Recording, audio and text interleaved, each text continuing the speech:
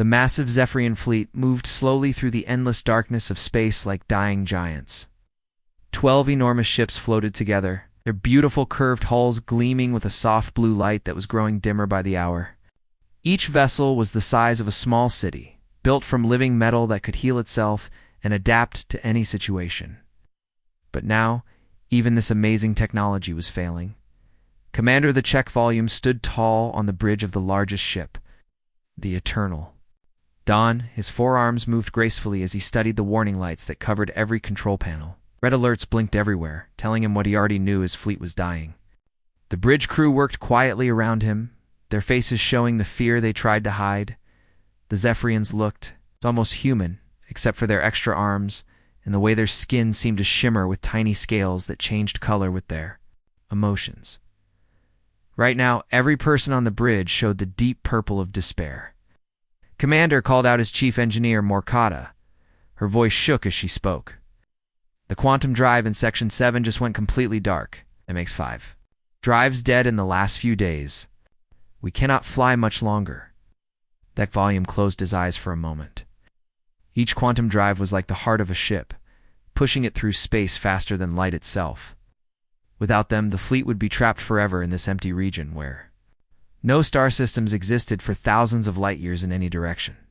How long before we lose all power? He asked, though he feared the answer. Maybe 2 of our days, Commander. If we shut down everything except basic life support.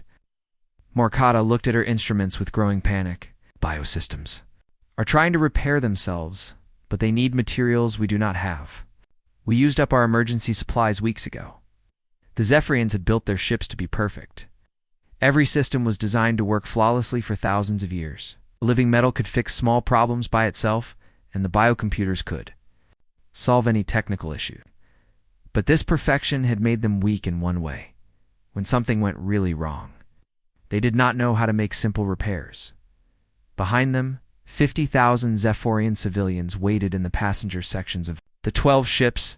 They had left their homeworld when their sun began to die, taking everything they could carry: families, children, elderly people, artists, scientists, teachers, all the survivors of a civilization that had explored the galaxy for 10,000 years. Now, they were refugees with nowhere to go. Sir, another officer spoke up from the navigation station.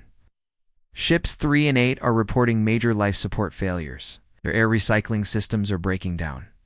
They have maybe 1 day of breathable air left. That volume felt his heart sink. 2 ships full of innocent people would die unless he could find a miracle. He had been a fleet commander for over a century, but he had never faced anything like this. The Zephyrians were experts at space travel, but they had always relied on their perfect technology.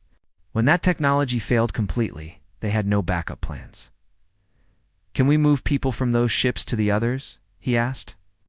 No, Commander. Our transport systems are also failing. We cannot safely move large numbers of people between ships. The officer's voice was barely a whisper. The bridge fell silent except for the soft humming of the failing systems. Outside the great windows, the stars looked cold and distant. This region of space was empty, far from any trade routes or inhabited systems. The Zephyrians had come here to avoid detection by hostile species, but now their caution would be their doom. The volume remembered his childhood. On the beautiful world of Zephyr Prime, the crystal cities had sparkled under their golden sun, and the biogardens had filled the air with sweet scents. His people had been proud of their achievements, their art, their peaceful way of life. They had never wanted to conquer other worlds, only to explore and learn. Now all of that was ending. In the cold emptiness of space, Commander Morkata said softly, "Perhaps we should consider the final option."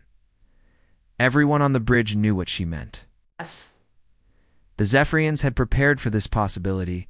If the fleet was truly doomed, they could activate a system that would preserve the genetic patterns and memories of their entire species in special storage containers. Future explorers might find these containers someday and learn about their civilization, but everyone aboard the ships would die. Not yet, Thick Volume said firmly. We still have time. There must be something we can do. He activated the fleet communication system, and his voice reached every ship.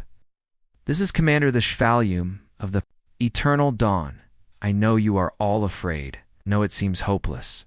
But we are Zephyrians. We have survived ice ages, solar storms, and the death of our sun.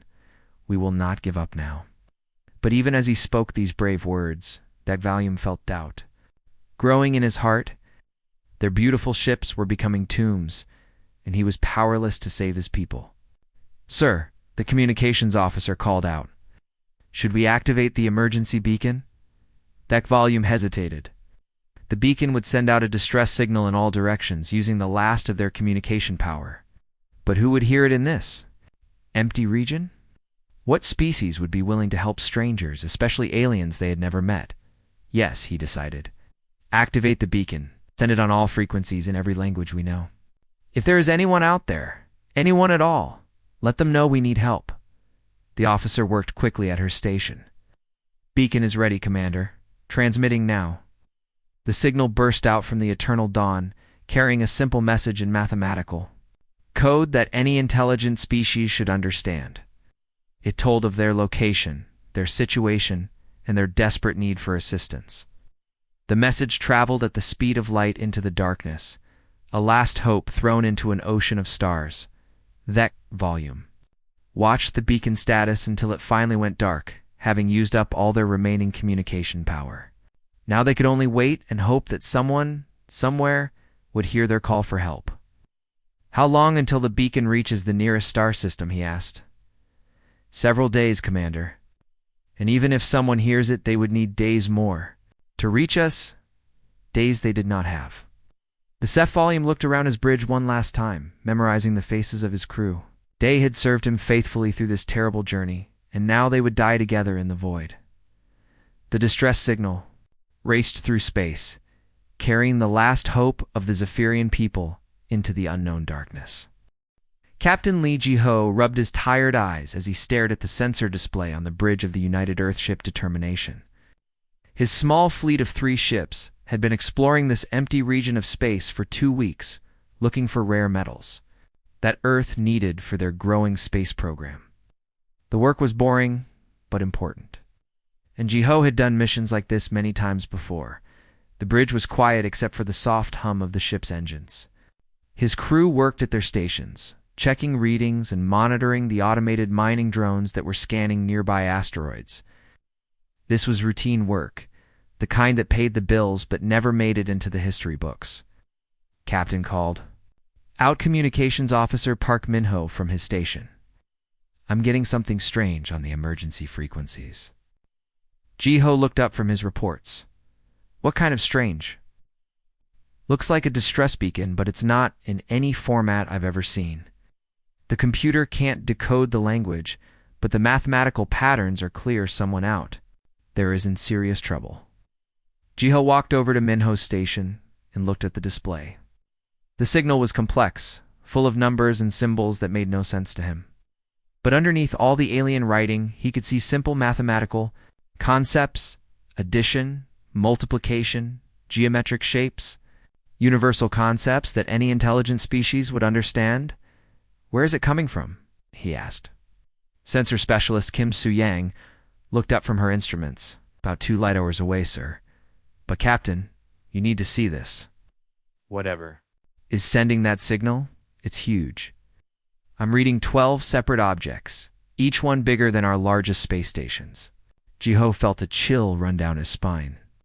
In all of humanity's exploration of space, they had never encountered alien life.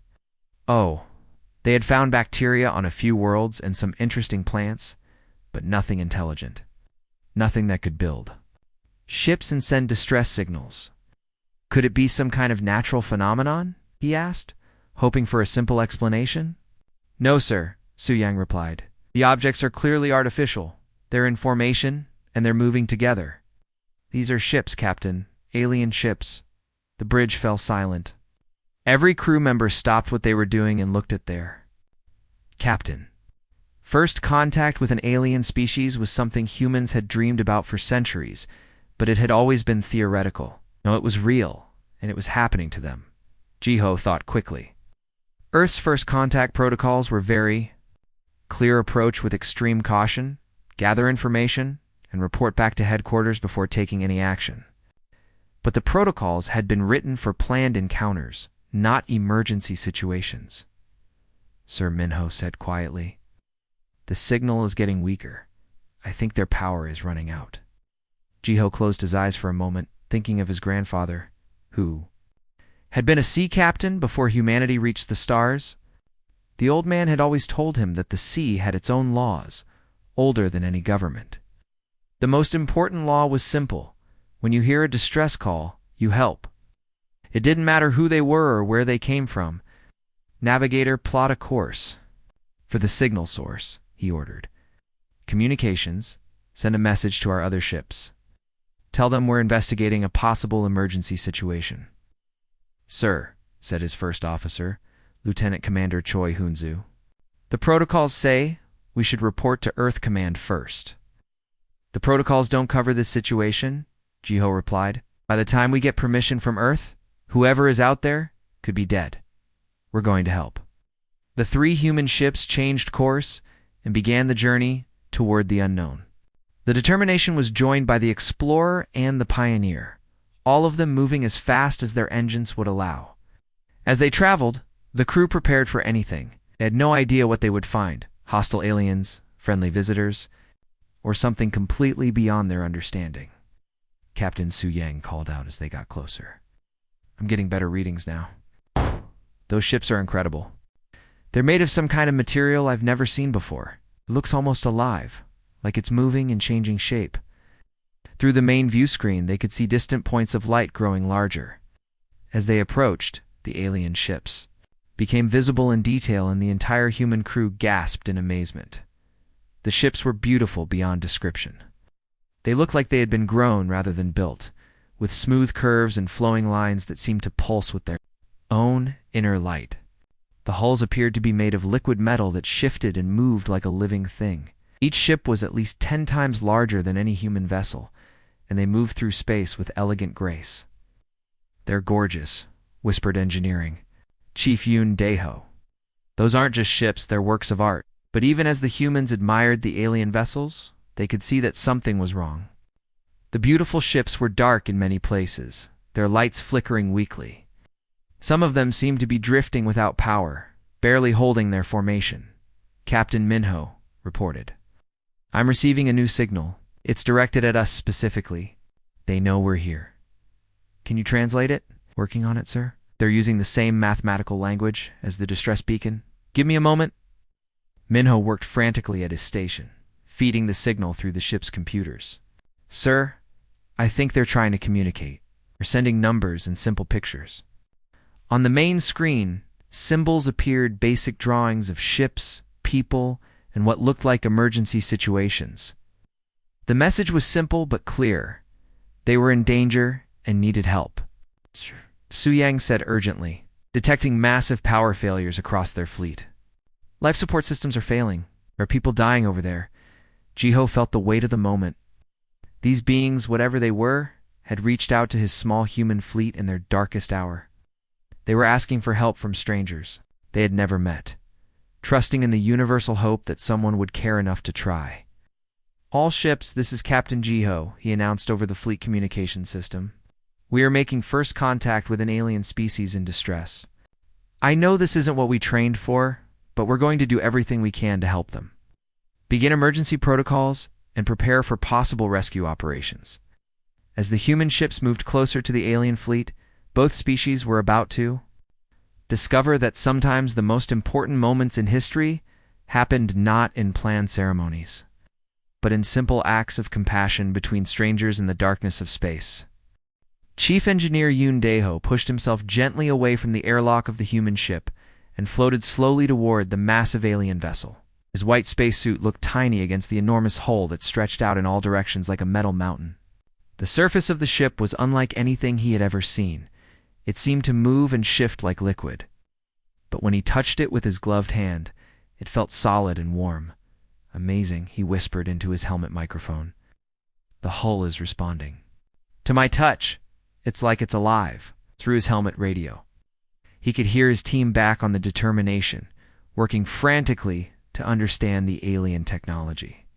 They had been studying the ships for hours, trying to figure out how to help these strange beings who had asked for their assistance. "Daeho, what do you see?" asked Technician Han Jion from the human ship. "Everything is so smooth and perfect," he replied, moving along the hull toward what appeared to be an access panel. "There are no visible bolts, no welding marks, no separate pieces. It's like someone grew this ship instead of building it." The alien commander, the volume, had given them permission to examine their ships. After hours of careful communication using pictures and numbers, the humans had learned that the aliens called themselves Zephyrians, and they were facing total system failure across their entire fleet. Daeho found an opening in the hull that seemed to recognize his presence and open like a flower. Inside, he saw corridors filled with soft blue light and walls that curved in impossible ways. Everything was beautiful, but he could see the problems immediately: lights flickering, strange sounds coming from the walls, and a feeling that the ship was slowly dying. "I'm inside now," he reported, following the alien guide to their engine room. A young Zephyrian named Velkara met him at the entrance to the engine compartment. She had 4 arms like all her people, and her skin changed colors as she tried to communicate with him through gestures and simple drawings. She showed him the massive quantum drives that powered their ships. Daeho stared at the engines in wonder. They were works of art, with flowing lines and crystals that pulsed with energy. But he could see the problem right away. Everything was designed to work perfectly. And when one small part failed, the entire system shut down. "The issue is not that anything is broken," he explained to his team over the radio. "Their technology is so advanced and so perfectly made that it cannot handle problems. When something goes wrong, the whole system stops working instead of finding a way around the problem." Back on the Determination, his engineering team gathered around their workbenches, surrounded by spare parts and tools. They had torn apart half their own ship to find pieces that might help the aliens. "So what do we do?" asked Technician Kim Borum, holding up a human power converter. "Our stuff is centuries behind theirs." "That's exactly why it might work," Daeho replied, still floating in the alien engine room. "Our technology is simple and tough. When something breaks, we fix it with whatever we have. Their technology is like a perfect glass sculpture, beautiful but fragile. Ours is like a metal hammer, ugly but nearly impossible to destroy." The plan they came up with would have horrified any engineering professor. They decided to connect human technology directly to the alien systems, creating a hybrid that broke every rule of proper engineering. "This is completely crazy," muttered Han Jiong, as she began welding a human power coupling to an alien energy conduit. Sparks flew as the 2 different metals joined together. "We're basically doing surgery with a rock." "Sometimes that's exactly what works," Daeho replied, carefully connecting a human computer to the alien navigation system. "Their computers are so smart they can't handle simple problems. Our computers are dumb, but they never give up." The work was dangerous and exhausting. The humans had to cut holes in their own ships to get the parts they needed. They pulled power cables from their life support systems, took spare metal from their storage rooms, and even removed panels from their own hulls to create patches for the alien ships. "Are you sure this is safe?" Aide asked Captain Ji-ho over the radio. "We're risking our own ships to help them." "Captain, these people will die if we don't try," Daeho replied. "I think this crazy plan might actually work." The hardest part was making the different technologies talk to each other. Human systems use simple electrical signals, while the alien systems use some kind of bioelectric energy that flowed like living tissue. Daeho had to create adapters that could translate between the 2 systems. "It's like trying to teach a computer to speak to a flower," he explained to his team. "But if we can make it work, their systems will have backup power and simple controls that can't fail." Hour after hour, the human engineers worked both inside and outside the alien ships. They crawled through cramped spaces, welded connections, in zero gravity, and tested circuits that should never have worked together. Their spacesuits were covered in alien dust and human grease, and their tools were a mixture of high-tech instruments and simple hammers. Commander Vec Volume watched the humans work with growing amazement. These beings, whose ships looked primitive compared to Zephyrian technology. "We're doing things his own engineers had said were impossible." "How can this work?" he asked Velkara, who had been helping the humans all day. "They think differently." "Than we do," she replied, her skin showing colors of excitement and hope. "We build things to be perfect. They build things to survive. When their technology fails, they make it work anyway, with whatever they can find." The breakthrough came when Deho successfully connected a human backup generator to the alien life support system. The connection was ugly, a mass of cables and adapters that would have looked terrible on any proper ship, but it worked. Clean air began flowing through the alien vessel for the first time in days. "We did it," shouted Kim Borum over the radio. "The life support is working," but they were far from finished. Each ship needed dozens of similar repairs, and the humans were running out of spare parts. They began taking apart non-essential systems on their own ships, sacrificing their own comfort and safety to help the aliens. Sirhan Jiang reported to Captain Jiho. "We've given them so much of our own equipment that we'll barely be able to get home ourselves." "That's a problem we'll solve later," Jiho replied. "Right now we focus on saving lives." The work continued through the night and into the next day. Slowly, one by one, the alien ships began to come back to life. Their beautiful hulls glowed brighter, their engines hummed with power, their life support systems provided clean air and water to 50,000 refugees. The humans had not just repaired the alien ships, they had made them stronger by adding simple backup systems that would keep working even when the complex main systems failed. The repair work had been going on for 3 days now, and something wonderful was happening between the two species. What had started as an emergency rescue was becoming something much deeper, a friendship between beings from different worlds, who were learning to understand each other. Young Zephyrian scientist. Valandra floated beside human technician Omin Siak in the engineering section of the flagship. They were working together to fix a navigation computer, their 4 hands and 2 hands moving in perfect coordination despite coming from completely different worlds. "I still cannot understand how your mind works," Valandra said, her skin showing the pale green color that meant curiosity among her people. "When we see a problem, we think of the one correct solution. You humans see the same problem and immediately think of 20 different ways to fix it." Minsiok laughed as he connected a human circuit board to the alien navigation system. The connection looked terrible, a mess of wires and tape, but it worked perfectly. "Most of our ideas are pretty bad," he admitted, "but we try them all anyway. That's how we learn to survive." "Tell me about your world," Valandra asked as they worked. "What made you think this way?" Minsiok thought for a moment, trying to explain Earth to someone who had never seen it. "My planet was always trying to kill us. Ice ages that lasted thousands of years, volcanoes that blocked out the sun, diseases that killed millions, wild animals with teeth and claws. We learned early that if you wanted to live, you had to be ready to try anything." Valandra's skin shifted to a deeper blue, the color of sadness. "Our world was very different. Everything was peaceful and perfect. Our technology took care of all our needs. We never had to struggle or fight or find creative solutions. Perhaps that made us weak in ways we never realized." In another part of the ship, human engineer Kim Borum was working with elderly Zephyrian craftsman Dekmore to repair a water recycling system. The old alien had been fascinated by human tools, especially the simple hammer that Kim used to fix stuck components.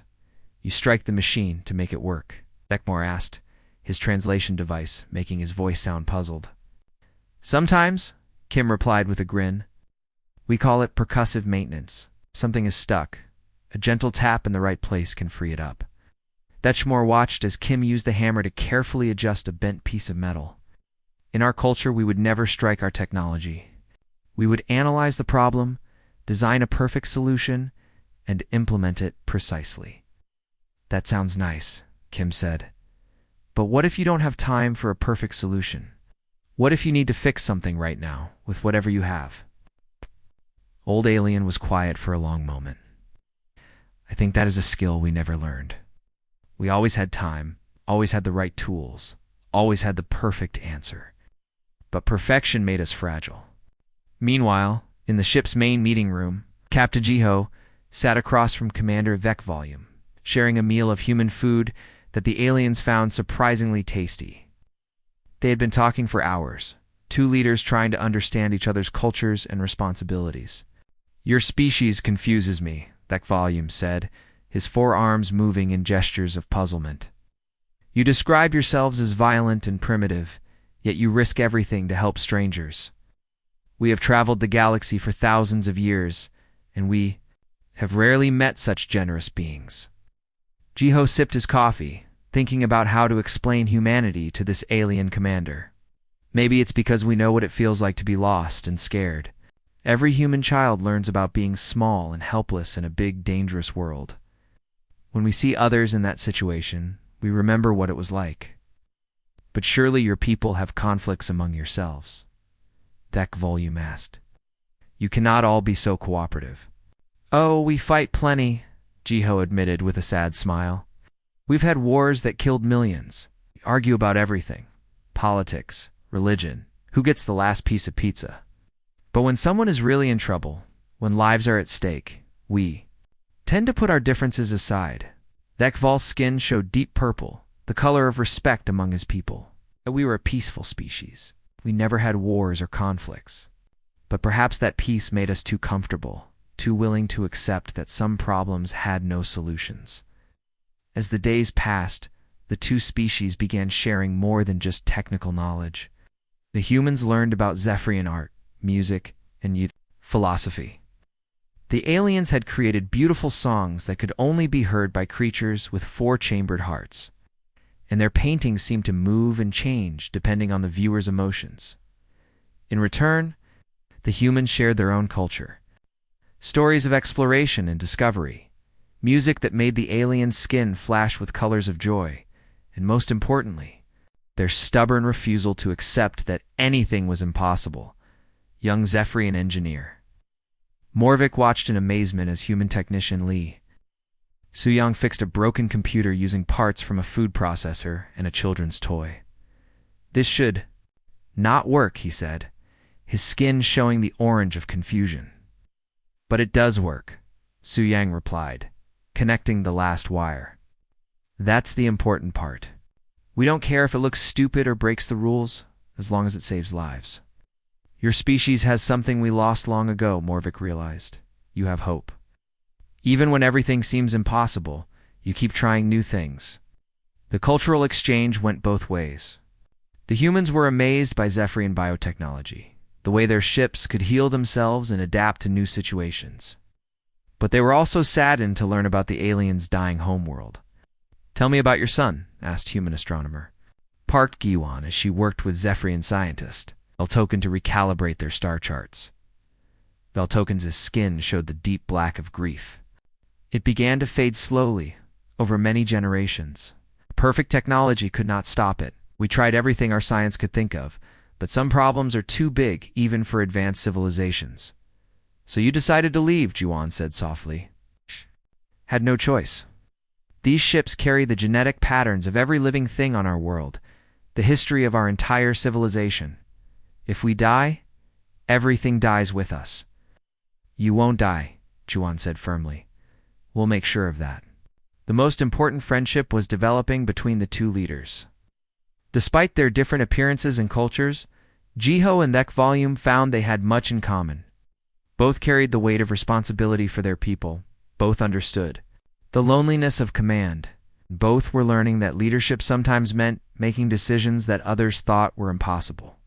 "I have been thinking about what you said," that Volume told Jiho as they watched their crews working together, about humans remembering what it feels like to be small and helpless.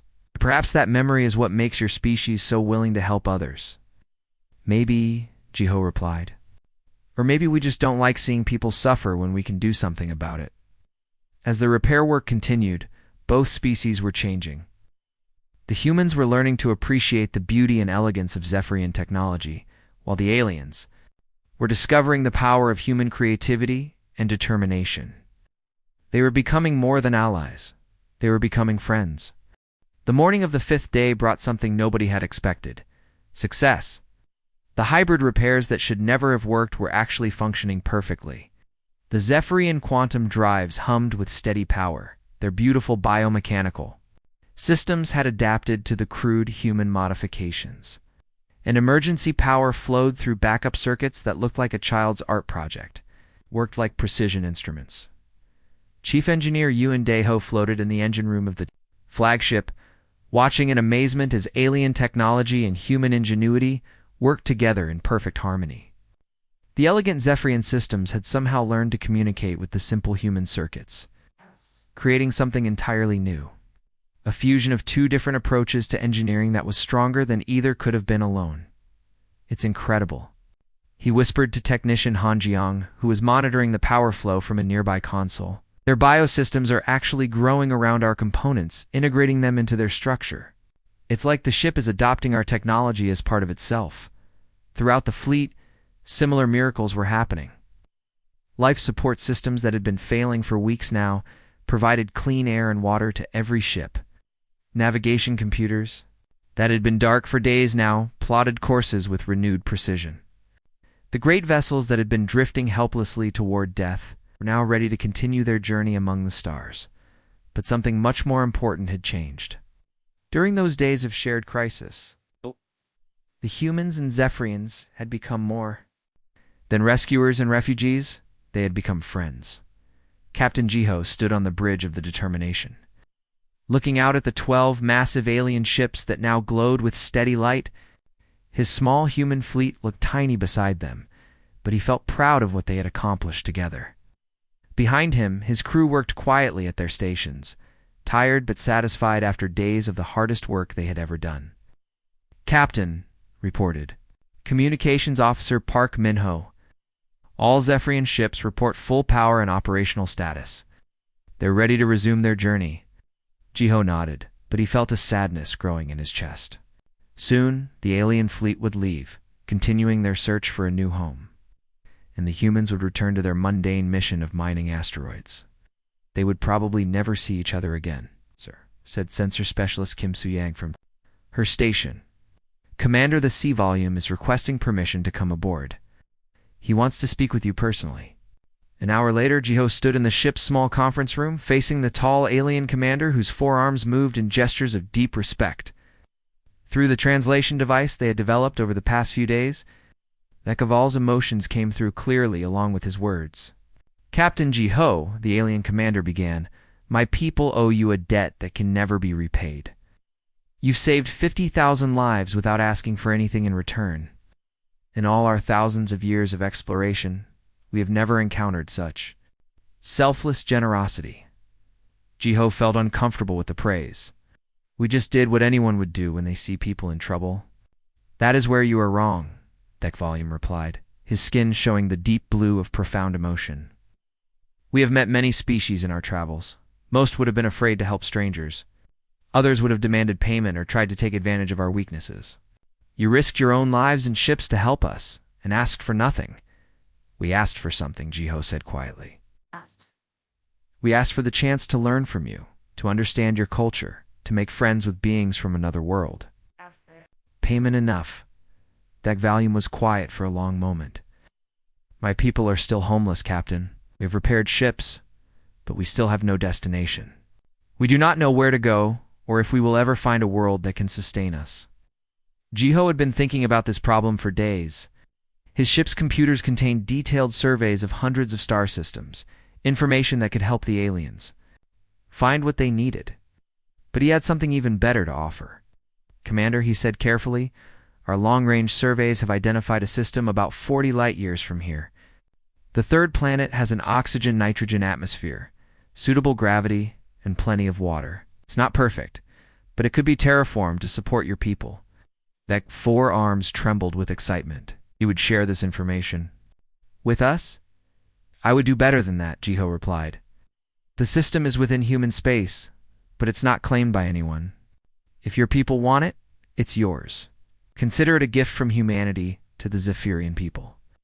The alien commander stared at him in shock. "You would give us an entire world. After we have nothing to offer in return, you have everything to offer," Jiho said firmly. "Your knowledge, your culture, your perspective on the universe. Your people have explored the galaxy for thousands of years. You've seen wonders we can't imagine and learned things we've never dreamed of. Besides, the universe is big enough for all of us to find a home. What happened next changed the course of history for both species. Instead of parting ways, the human and Zephyrian fleets began traveling together toward the New World. Escorted the larger alien ships, small vessels darting around the massive biomechanical craft, like protective wolves guarding a herd. During the journey, something beautiful began to emerge. The two species started planning not just for Zephyrian survival, but for a shared future. They would build the first joint human-Zephyrian colony, a place where both cultures could thrive and learn from each other. Engineer Yu and Daiho worked day and night with Zephyrian biotechnicians to design hybrid systems that combine human adaptability with alien elegance. They created new technologies that neither species could have developed alone, computers that could both calculate and grow. Yes. Ships that could both endure damage and heal themselves. And power systems that were both efficient and nearly indestructible. Young Zephyrian scientist Valandra and human technician Ominsiok had become close friends, spending hours together developing new ideas that bridged the gap between their different ways of thinking. They created communication devices that could translate not just words but emotions, transportation systems that used both human engineering and Zephyrian bio-technology. But the most important changes were happening in the hearts and minds of both species. The humans were learning to appreciate beauty and elegance in their designs, while the Zephyrians were discovering the power of creativity and determination in solving problems.